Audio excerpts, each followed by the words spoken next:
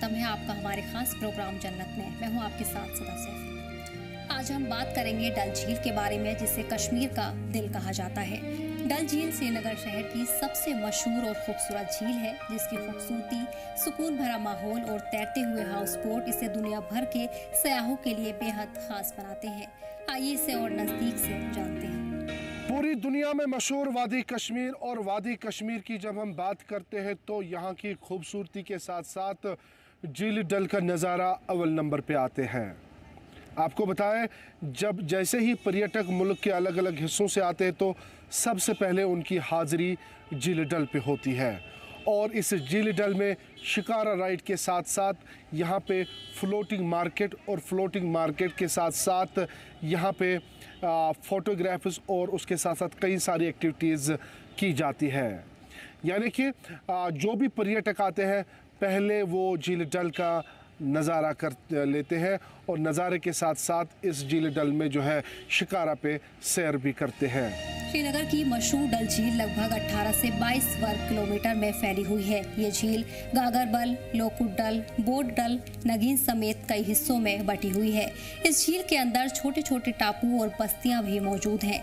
इसके अलावा डल झील के आसपास शालीमार बाग, निशात बाग, चश्माशाही, शंकराचार्य मंदिर समेत कई अहम और तारीखी मकामात हैं जो इसे और भी खास बनाते हैं। आज पूरे दिन हम झील डल के आसपास जितने भी जगह हैं वहाँ पे जाएंगे।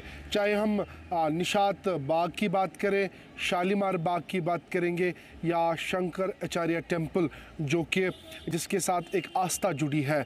मुल्क के अलग अलग हिस्सों से हिंदूज़ वहाँ पे आते हैं और वहाँ पे हाज़िरी देते हैं। और उसके साथ साथ बिल्कुल इसी झील डल के पास दरगाह हज़रत बल है, जहाँ पे मुल्क के अलग अलग हिस्सों से चाहे वो मुसलमान हो या हिंदू हो वहाँ पे हाज़िरी ज़रूरी होती है। आप देख सकते हैं कि किस तरीके से ये झील डल है, और उसके साइड में जो है यहाँ पे मस्जिद है जो कि एक जिसकी आस्था बहुत से लोगों की जुड़ी है उसके साथ, और उसके साथ साथ शंकर आचार्य मंदिर जो कि एक बहुत बड़ा मंदिर माना जाता है। जो भी लोग पर्यटक पहले यहाँ पे आते हैं झील डल घूमने के बाद, या हम यूं कहें कि शालीमार हो, निशात हो, मुगल गार्डन्स जितने भी हैं बिल्कुल इसके आसपास में है, वो मुकम्मल होने के बाद उनका दर्शन सीधे जो है शंकर आचार्य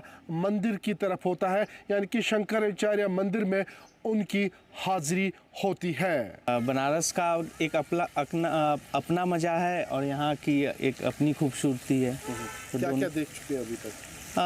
आज तो मेरा पहला दिन है, तो अभी मैं मुगल गार्डन और जो इधर का 2-3 हाँ जी निशात बाग और यही सब अभी देखा हूँ, तो काफ़ी अच्छा लग रहा है। डल झील सिर्फ एक झील नहीं बल्कि एक एहसास है, जिसके पानी में सिर्फ परछाइयां ही नहीं बल्कि सदियों की दास्तानें बहती हैं। श्रीनगर की रूह में बसी ये झील कभी जन्नत का आईना थी, जो आज एक खामोश सवाल बन चुकी है।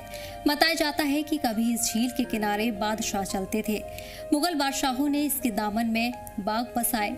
निशात बाग की सीढ़ियां, शालीमार बाग की खुशबू, चश्माशाही, शंकराचार्य मंदिर आज भी उस दौर की अहम निशानी है जो लोगों को मोहब्बत का पैगाम देता है। 1619 में मुगल बादशाह जहांगीर ने अपनी बेगम नूर जहां के लिए शालीमार बाग बनाया है, और ये शालीमार बाग भी श्रीनगर में वाक़या है। बिल्कुल झील डल के बिल्कुल पास में ही ये बाग बना हुआ है, और ये बाग भी काफ़ी ज़्यादा खूबसूरत है।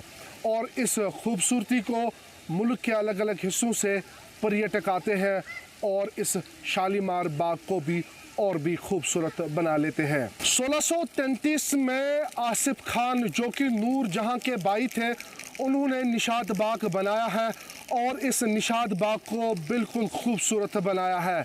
और इस निशात बाग में कई सारे चिनार के दरख्त लगे हुए हैं, जो कि जब ऑटम आता है तो और भी खूबसूरत ये निशात बाग बन जाता है। मुल्क के अलग अलग हिस्सों से यहाँ पे पर्यटक आते हैं और इस निशात बाग को और भी खूबसूरत बना लेते हैं। बिल्कुल ये निशात बाग झील डल के बिल्कुल पास में, इसके बिल्कुल बगल में है और इस झील डल के साथ साथ इस निशात बाग की खूबसूरती जो है वो निखरती है। जिस तरीके से यहाँ पे चिनार्स के साथ साथ यहाँ पे फूल और यहाँ पे जो बाग बने हुए हैं वो काफ़ी ज़्यादा खूबसूरत है।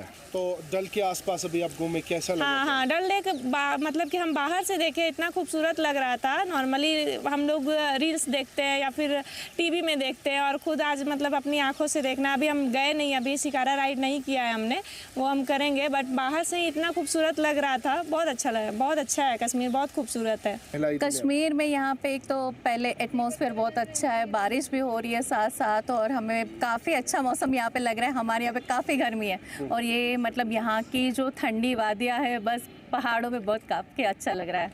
यहाँ के लोग चाहे आपके साथ ड्राइवर्स हो या बाकी? जी, यहाँ पे लोग इतने मतलब हमें इतना साथ देते हैं, कुछ भी होता है हमें काफ़ी हेल्पफुल भी है।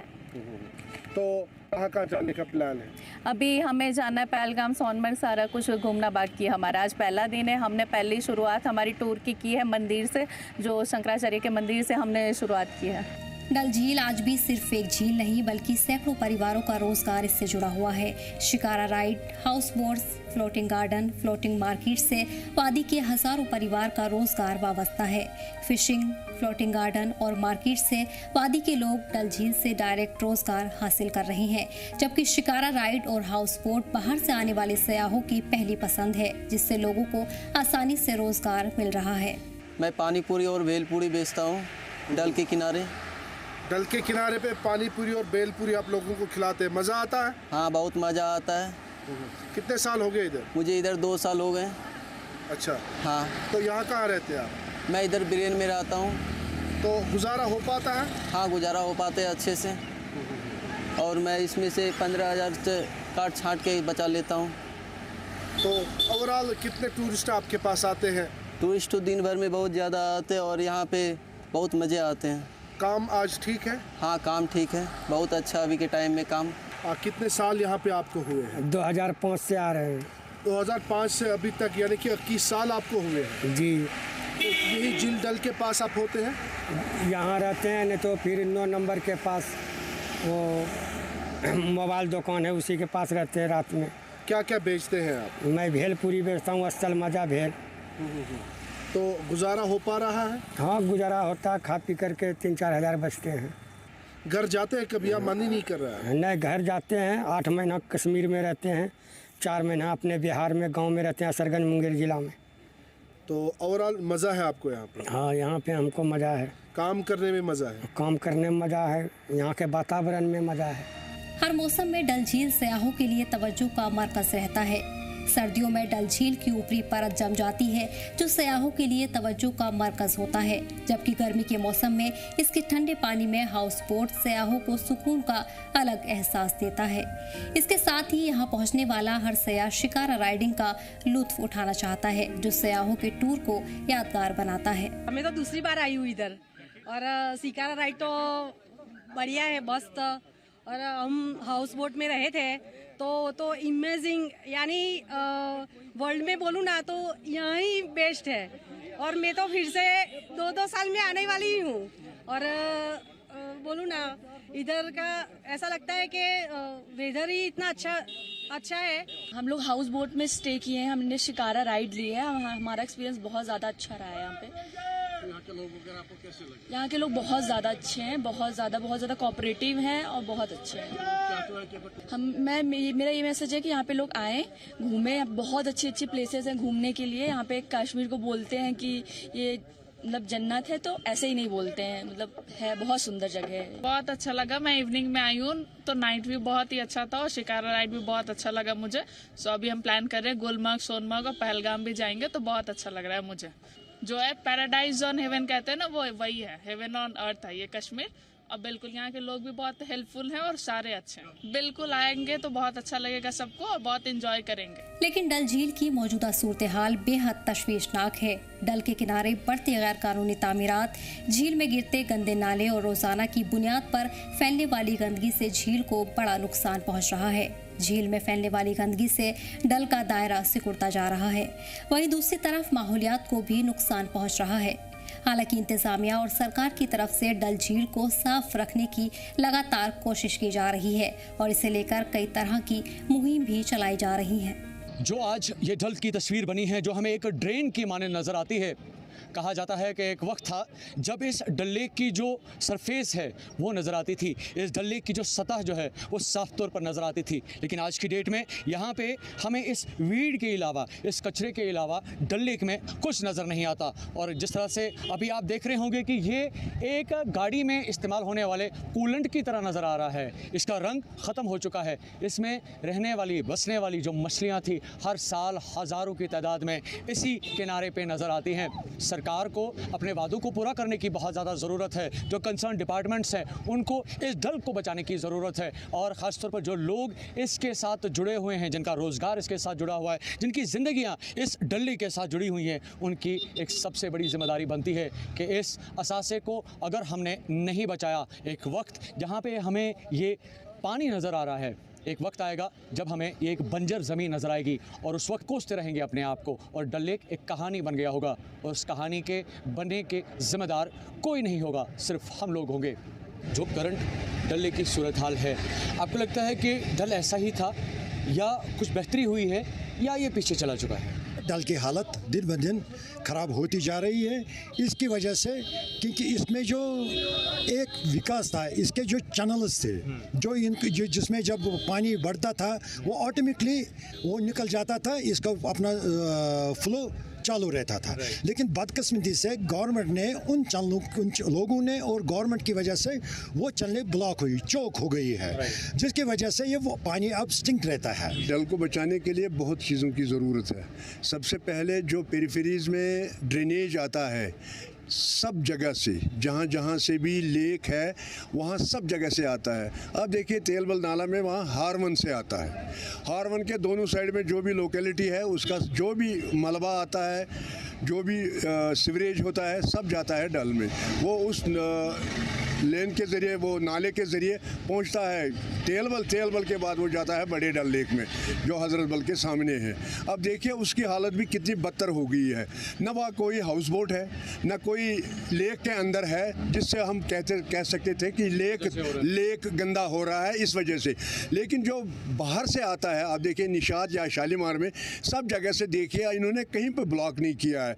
हाँ, इन्होंने STP बनाए हैं लेकिन वहाँ पूरा जाता नहीं है।